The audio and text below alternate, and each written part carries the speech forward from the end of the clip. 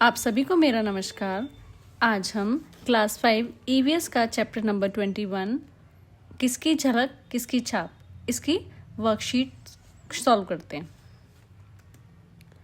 हमें सबसे पहले रिक्त स्थान भरने हैं। रिक्त स्थान भरने के लिए बच्चों यहाँ हमें कुछ मदद के लिए शब्द दिए गए हैं। पहला है, जब कोई व्यक्ति पोलियो से पीड़ित होता है तो उसकी डैश प्रभावित होती है। बच्चों, जब पोलियो की बीमारी होती है तो उसमें टांगों पर असर पड़ता है, तो उत्तर आएगा टांगे। डैश जुड़वां बिल्कुल एक जैसे दिखते हैं, समरूप जुड़वां यानी जिनका रूप एक जैसा हो। मेंडल ने अपने प्रयोगों के लिए डैश के पौधे का इस्तेमाल किया। मेंडल ने मटर के पौधों का इस्तेमाल किया था। सरोजा डैश भाषाएं बोल सकती थी। सरोजा 2 भाषाएं बोल सकती थी। एक डैश बच्चा उन लोगों जैसा नहीं होता जो उसे पालते हैं। एक गोद लिया हुआ बच्चा उन लोगों जैसा नहीं होता जो उसे पालते हैं। प्रश्न नंबर 2, सही के लिए सही और गलत के लिए गलत का निशान लगाएं। ग्रेगर मेंडल का जन्म एक अमीर किसान परिवार में हुआ था। यह कथन गलत है। कुछ चीजें और कौशल हम अपने पर्यावरण से सीखते हैं। बिल्कुल सही बात। पोलियो माता पिता से उनके बच्चों में स्थानांतरित हो सकता है। नहीं, ऐसा नहीं होता है। सरोजा और सुवासिनी जुड़वा हैं। हाँ जी, बिल्कुल ठीक है। पोलियो वायरस के कारण होता है। हाँ बच्चों, ये वायरस के कारण होता है। प्रश्न नंबर 3 में आपको प्रश्न दिए गए हैं। पहला प्रश्न है, ग्रेगर मेंडल का जन्म कब और कहाँ हुआ था। बेटा, ये आपके लिए बहुत इंपॉर्टेंट है। जो भी ग्रेगर मेंडल के ऊपर प्रश्न होंगे उनको आप बिल्कुल ध्यान से करेंगे ताकि परीक्षा में आपके अंक ना कटें। ग्रेगर मेंडल का जन्म 1822 ईस्वी में ऑस्ट्रिया में हुआ था। क्या आपके परिवार में कोई पोलियो से पीड़ित है? तो नहीं, मेरे परिवार में कोई भी पोलियो से पीड़ित नहीं है। अगर हाँ, आपके आसपास या आपके परिवार में ऐसा कोई पीड़ित हो तो आप यहाँ पर हाँ लिखेंगे। उम्र से संबंधित या बुढ़ापे के कारण होने वाली किसी एक समस्या का उदाहरण दें। बच्चों, आपको पता है जैसे जैसे शरीर बड़ा होने लगता है तो शरीर में बीमारियां भी आने लगती हैं। तो बुढ़ापे में हम देखते हैं आंखों की रोशनी कम हो जाती है। यह बुढ़ापे के कारण या उम्र से बढ़ने के कारण एक समस्या है। अपने माता पिता से मिलता जुलता कोई एक गुण लिखें। आपको कोई कहता होगा ना, इस चीज़ में ये अपनी बिल्कुल मम्मी पे गई है, तो वो क्या चीज़ है? जैसे मेरी आंखें मेरी माँ से मिलती जुलती हैं। ऐसे आप अपना कोई भी एक गुण लिख सकते हैं जो आपके पिता या माता से मिलता जुलता हो। प्रश्न नंबर 4 में आप नीचे लिखे व्यक्तियों को क्या कहते हैं? आपकी माँ की माँ यानी मम्मी की मम्मी हमारी क्या होती हैं? नानी। आपके पिता के छोटे भाई हमारे चाचा जी।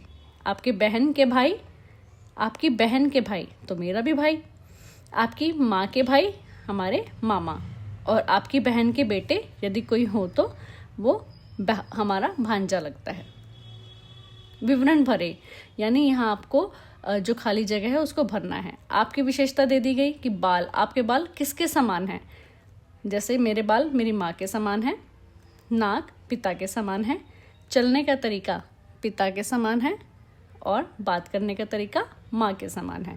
आप यहाँ पर अपनी विशेषताएं अपने माता पिता के अनुसार भर दें। प्रश्न नंबर 6 में पल्स पोलियो अभियान के बारे में संक्षेप में लिखें। यह भी एक इम्पोर्टेंट क्वेश्चन है। पल्स पोलियो अभियान सरकार द्वारा चलाया गया एक कार्यक्रम है जिसमें 5 वर्ष से कम उम्र के बच्चों को पोलियो की दवा पिलाई जाती है ताकि देश से पोलियो रोग को पूरी तरह समाप्त किया जा सके। वह कौन सी विशेषता है जो आपको अद्वितीय बनाती है? अद्वितीय का मतलब होता है जिसके समान कोई दूसरा ना हो। तो आपकी ऐसी कौन सी क्वालिटी है जो आपको दूसरों से अलग बनाती है? आप यहाँ पर उत्तर लिख सकते हैं, मेरी मेहनत और सीखने की लगन मुझे दूसरों से अलग बनाती है। किन्हीं 2 बीमारियों के नाम लिखें जो माता पिता से उनके बच्चों में स्थानांतरित हो सकती है। स्थानांतरित होता है बच्चों ट्रांसफर, कि कुछ ऐसी बीमारी होती है कि अगर माँ बाप को भी है तो बच्चों को भी वो बीमारी हो सकती है। तो ऐसी बीमारी है मधुमेह यानी डायबिटीज, शुगर होता है ना। अगर माता पिता को है तो जन्म से ही बच्चे को होने के खतरा रहता है। रंग अंधापन यानी कलर ब्लाइंडनेस, अगर माता पिता को रंग पहचानने में दिक्कत है तो उनके बच्चों में यह जन्म से बीमारी जा सकती है। हमें छींक क्यों आती है? कभी सोचा है? नाक में धूल, धुआं या कोई बाहरी कण जाने पर शरीर उसे बाहर निकालने के लिए छींकता है। ठीक है, इसलिए हमें छींक आती है। पोलियो को कैसे रोका जा सकता है? हमारे देश से पोलियो को खत्म करने के लिए सरकार क्या प्रयास कर रही है? Again it is an important question. Polio को टीकाकरण द्वारा रोका जा सकता है। जो पोलियो की 2 बूंद जिंदगी की पिलाई जाती है ना, वो इसी अभियान का हिस्सा है। सरकार पल्स पोलियो अभियान चलाकर बच्चों को पोलियो की दवा पिलाती है ताकि पोलियो को देश से समाप्त किया जा सके। हमारा परिवार हमें कौन से मूल्य सिखाता है? तो बच्चों, हम अपने परिवार में क्या क्या सीखते हैं? हमारा परिवार हमें संस्कार, प्रेम, सहयोग, अनुशासन और सम्मान सिखाता है। लक्षण क्या हैं? कुछ ऐसे गुणों की सूची बनाएं जो आपको अपने माता पिता से विरासत में मिले हैं। लक्षण वे विशेषताएं होती हैं बच्चों जो हमें माता पिता से विरासत में मिलती हैं, जैसे आंखों का रंग, बालों का प्रकार, कद मतलब हाइट।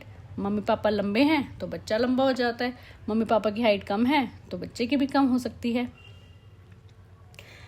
अब आता है सारे प्रश्न मेंडल और उनके प्रयोग पर आधारित। पहला प्रश्न है, मेंडल का जन्म कब और कहाँ हुआ था? हमने पहले भी पढ़ा था। मेंडल का जन्म 1822 ईस्वी में ऑस्ट्रिया में हुआ था। उनके पिता का व्यवसाय क्या था? उनके पिता किसान थे। क्या मेंडल को पढ़ाई का शौक था? हाँ, मेंडल को पढ़ाई का शौक था और वो पढ़ लिख कर क्या बनना चाहते थे? वो विज्ञान का शिक्षक बनना चाहते थे। मेंडल हमेशा परीक्षा में असफल क्यों होते रहे? वे परीक्षा के डर के कारण असफल होते रहते थे।